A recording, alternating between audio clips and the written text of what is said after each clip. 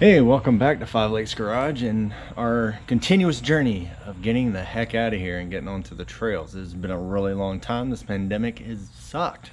It'd be good to get out there. It is a really good chance of actually being social distance, being out on the trail, because you're in your own rig. You're 10 car lengths in front of you to the next person. And the only time you get close together is when you break and put on a mask and just help each other out, fix each other. So anyway, what I wanted to go over today is what exactly do I bring on the pumpkin in order to get on the trail and hopefully come back. Now I'm very limited on space with the CJ5. There's not a lot of storage. I've tried to make some storage, you try to add some storage, but these are like the key essentials. There are other stuff I would love to bring, but these are the key essentials that I do bring. First of all, I need tools. It's a Jeep. It's probably going to break down, so I need tools. So these are the tools, that basic hand tools. Okay, so you got these bags. You can get these up over at Harbor Freight, a couple bucks, just enough to put all your tools in. So the main thing that you might run into would be a flat tire. Well, you need to have enough sockets to be able to get your tires off your Jeep or off your Toyota or off or whatever. And in my particular case, I need two different sockets. I need a 21 for the outside and a 19 for the inside because I'm running wheel spacers. Make sure you have them both or else it's gonna suck. So I do have both of those. I do have an extension to be able to get it away from the tire, but yeah, I got my 19 and my 21. Here's my 21. All right, so I got those. Well, you need a ratchet, right, or a breaker bar or something like that. So you know, you got your 1/2-inch ratchet. Also bring a hammer. You never know when you need to beat stuff up. If nothing else, you can beat on a rock and actually let out some frustration. I also carry around a bunch of cotta keys. These clutch linkages or castle nuts, whatever. Always takes you know, cotter pins. It's just easy just to have them with you. Basic wrenches, you got tin snips, you never know when you need those. Screwdrivers, Phillips and standard. Get some big ones, get some small ones so you'll be able to pry with it, whatever you need to do. Also, you have 1/2-inch, we have regular. Now here's my problem though. I have a CJ5. It's an AMC CJ5. AMC was never really known for their fasteners. It's basically whatever was cheapest. So you need Torx, you need reverse Torx, Allens, sockets, wrenches, metric, standard. You need it all. It kind of sucks. Now, since I built that one from scratch, I've basically replaced a lot of the fasteners with like either a 13 or a 14 millimeter. I went ahead and went with metric because they're more, it's gonna be prominent, and you should be able to fix it out on the trail if you needed to. So, basic hand tools. Bring as much as you really can carry. All right, so the other part, besides mechanical, is electrical. You got to be able to fix your electrical problems. Now again, another bag, Harbor Freight, a couple bucks. So you need a really good test light, just so you got power, you don't got power. Okay, a little quick. Also, very, very important is a multimeter. Now you don't need this one because this one actually has an AC current tester on it. You don't quite need one like this, but a regular standard multimeter will save your butt. You can go out and troubleshoot your stuff and be able to figure out what's wrong, where everything goes, trace things out, what has voltage, what does not. You know, a test light is great, but if you're trying to get 8 volts off of your distributor, or your coil rather, and you don't, the light comes on, okay, is it 10, is it 12? You need 8 or else you burn stuff up. Multimeter is very important. And check your batteries on it. Most of these nowadays are not the analog ones. They all have batteries. Make sure your batteries are good. All right, what else we got in here? Extra wire. Now this is a 14 gauge that I just carry around. Now if you need like a 12 gauge, double it up. You still get pretty good current. You won't burn it up as bad. But I got black and also got green. Most of the time when you're on the trail, you don't really care what color it is as long as you get off the trail. But always have extra wire with you. Well, you can splice it in there, and there's two different ways of actually covering it up. Heat shrink. Love, love, love heat shrink. This is just some cheap stuff that I got from Harbor Freight. Pretty much it protects it a little bit, doesn't waterproof it. There are some other things out on the market that waterproofs your connections. This is not it. This is the cheap crap, but it fits my bag and I had some. Also electrical tape, always want to have that. So what else we got here? Oh, here we go. Good set of snips. Now this one here is it's a stripper, it's a cutter, it's a crimp, crimp down here. Everything you need to do with a car, you can use it with this. Now unfortunately with like battery cables and stuff like that, yeah, this is not quite big enough, but for regular electrical stuff this works great. Basically here, hold on. Here, I'll strip this real quick.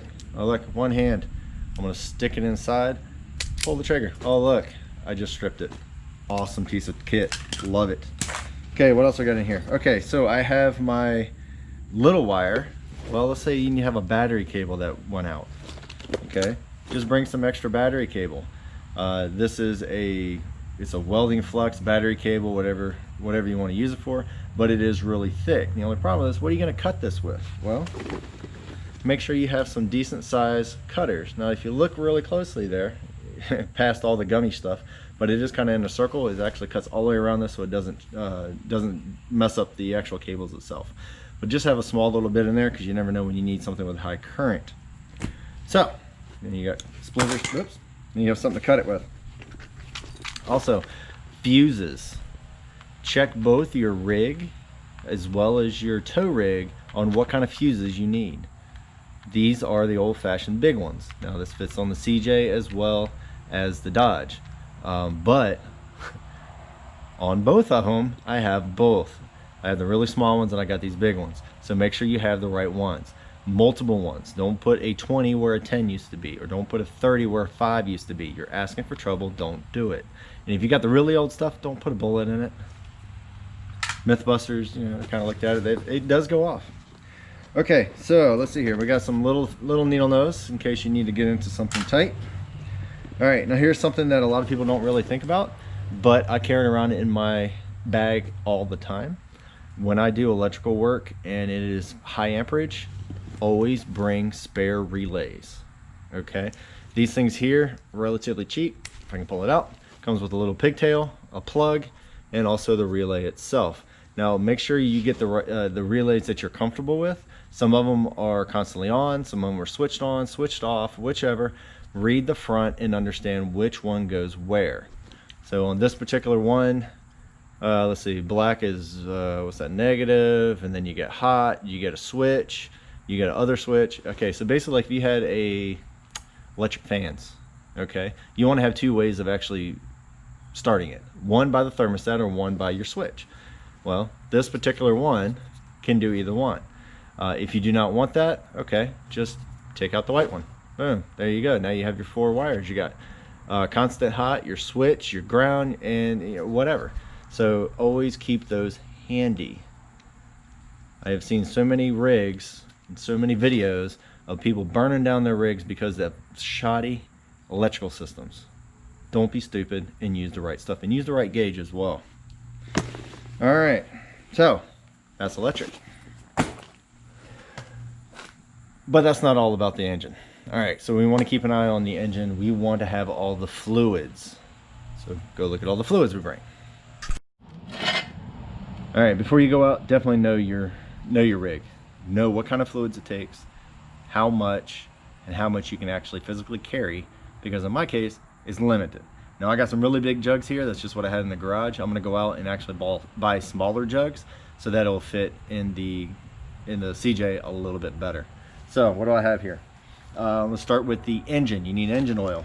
All right, grab yourself some engine oil. This stuff here was actually left over from my BMW. I'm not putting a 0W40 in a CJ5. That's way too thin. So I'm gonna get the right stuff, but you gotta bring oil. Okay. Now, CJ5. If you saw some of my other videos, the front axle, rear axle, transfer case, and transmission all use the same oil, which is awesome.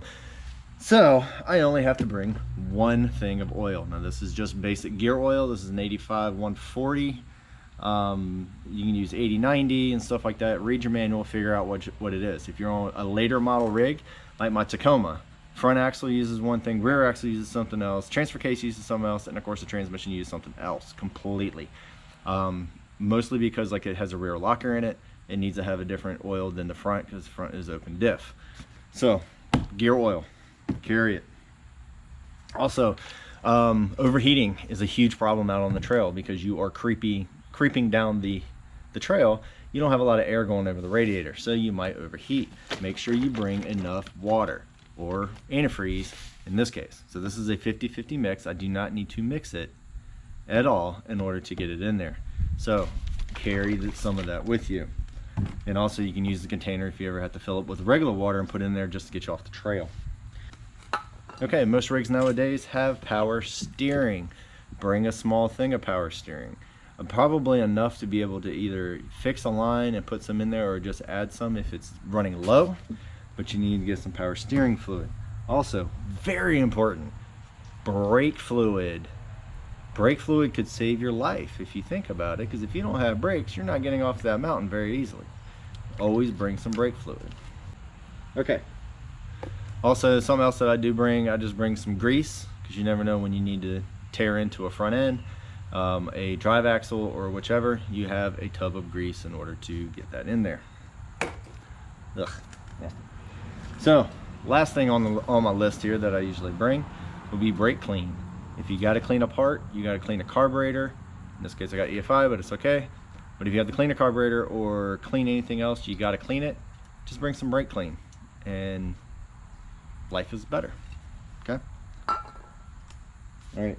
So in order to carry a lot of this stuff, I do have a couple of these little tiny boxes. I just made this out of some spare fencing that I had laying around. All it does is just keep everything together. You don't have to strap everything in because it's flopping all over the place, right? So let's see, this one here, if I remember right, I made it for jugs. There you go. All 3 jugs, stays upright, and it doesn't fall over. So just make small things that'll make your life a lot easier. All right. All right, so you're out on the trail, you have your fluids, you have your tools, you have your electrical stuff. What else you're gonna need? Well, just bring a jack stand. You might need it, you might not need it, but it is all about safety. The only thing we have really to lift that Jeep up will be a high lift jack. Those are great, but they are a little bit unstable, especially if you're not on level ground. Just bring a small one. It doesn't have to be huge. Just bring it along with you. Okay, so let's say you do blow something out. Let's say you punch a hole into your oil pan. You got oil everywhere. Well, we want to keep these trails open and we want to keep them safe. So bring something to sop up all that oil. So in this case, I have kitty litter. Bring a shovel. Also bring bags so you can bring it out of the trail with you. Don't leave the trails a mess. We want to keep them clean. We want to keep them open. If the government kind of looks in there and say, okay, you guys are completely destroying it, you're not cleaning up after yourselves, we're going to close it. Think of Teleco. We haven't been to Teleco in what, over a decade, because it wasn't being maintained very well, and the environmentalists came in and closed it down, which by all rights they had the right to protect the environment. But if we help them, when we work in the middle, we can keep them all open. So what else you got? Okay, also jumper cables. You know, that battery is only going to last but so long. So if you're cranking, eventually it's gonna die. So bring some jumper cables. These right here are like 20 feet long. They're awesome for this. I actually bought it for my boat. That one died all the time. So let's see, what else we got? Okay, always keep in your bag a headlamp, a light, or whatever. If you're out there stuck on the trail and you need to fix something and it's getting dark, you need some place to see. You're not going to use the lights on your rig so much, because one, how are you going to use the lights on the rig to go underneath it? Grab yourself a light. Tire pressure gauge, gotta have it. Okay, these guys right here are a little tool that I actually picked up off of a raffle, which was awesome, by the way. So what these are, first I have a tire pressure gauge, which is pretty cool. Also, it comes with a tool to be able to get your air nozzles out, or your cores. Have a couple extra cores in there as well, just in case it comes out and it flies across the thing. But these little guys here, I can preset these to a certain PSI. So if I want to have it at 15 psi, I can set these up, screw these in. It will deflate my tires as I drive all the way down to my preset pressure. These things are pretty awesome. You're not sitting there with, you know, pressure gauge and a knife or something. So these are pretty cool. Okay, so that's pretty much it on my tools and stuff to keep the Jeep going. Let's say you get stuck. Okay, go ahead and grab a recovery bag. Now this one right here has a very small snatch block. Okay, because you don't know if you can get a straight pull, you got to go there. Maybe you have to go around a tree or around an obstacle or around another rig, and you have to do multiple points. So carry a couple of them.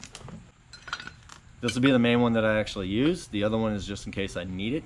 This one right here is rating all the way up to an 8,000 pound snatch block. You unhook it, put your cable in, put your D-rings on, and actually bring some D-rings, and then you should be able to change the angle of your pull. Put that in the bag. Okay, the winch line, all right, the ones that I'm using are steel. It creates a lot of kinetic energy in there. So if it actually breaks, it can come back and kill you or kill your rig. So make sure you have a strap blanket. All right, basically all this does, Velcroed on, you stick this onto your cable, and then before you do your pull. Now what this is going to do is if that line breaks, the line's going to, you know, fly across the thing, but this will actually try to slow it down. So it will cut down on the amount of energy that is stored in there, and actually hopefully it doesn't kill you. Okay, now, so I mentioned D-rings. Make sure you have those. I have these in my bucket right here. There you go, D-rings. So I just have an assortment of D-rings. Just carry a couple of them in there because you never know when you're going to need them. All right, let's say you do need to pull yourself out, or pull out your buddy. You need to tie around a tree. What are you going to use? All right, we have a tree strap. Nice and thick, it goes around there, it does not hurt the tree, and you can be able to pull yourself out and not kill the tree. Use a tree strap. They are very cheap and they're very good. Please use a tree strap. All right, so let's just say you got a really long pull and you don't have a tree close enough to be able to use, but it's really far away. You got your winch line, you go all the way out. Okay, I still can't reach. Just bring extra line. You know, this right here is a snatch rope. It is just a nylon strap, and you have to watch out for this one here because it doesn't stretch. So don't jerk on something and thinking it's going to survive. Now they do have other stuff out there called like a bubble rope or a voodoo rope or anything like that. That is like a giant rubber band. Those are designed to, okay, you get enough momentum and the stretch will actually try to yank out the person, like if you're in the sand or snow or something like that. So always know what you got there. Also, make sure your winch works. Okay, so this is just the cord forward and back, in and out, and plug it up. Make sure the winch still works. Make sure all your connections are good. I just did a video on the Dodge where all of my battery connections were corroded and I was having a hard time starting. Now it is fantastic. I still need to redo that though. All right, two of the last things I want to tell you about. Don't want to forget to bring, which I almost did. That's why I'm going back here. Look, I'm even shaved. One thing is latex gloves or nylon gloves, whichever. When you're working on nasty, greasy stuff, try to keep your hands as clean as possible. You will be eating afterwards. You don't want to get all that nasty stuff up there. Also bring some paper towels, a regular towel, something to be able to wipe stuff up with and clean stuff. Also, you don't want to be laying all over the ground. Bring a tarp or a blanket or something you can just lay on and not get completely disgusting. And also it kind of keeps the bugs off of you too. But anyway, I think I got everything set up, so ready to go. So those are just the key essentials that I'd try to bring every time I go on the trail. Hopefully this kind of helps you. If it does, great. If not, sorry, wasting your time. But if you have something else, please comment, man, or girl, whoever you are. Let me know what you bring and why. and so that I can be better prepared and hopefully get everybody else better prepared. Now, a couple things that I would like to actually bring is if I have to replace any of my drive shafts or axle shafts or anything like that, I'm going to carry the old ones with me. So if I do upgrade anything, I'll have something out on the trail that I might be able to switch out. If I break a drive shaft, that front drive shaft, I might need to look at getting another one. That is looking pretty sketchy. So, but it will work for this weekend. So anyway, like, subscribe, and let me know. Till next time, hopefully we'll see you on the trail. Later.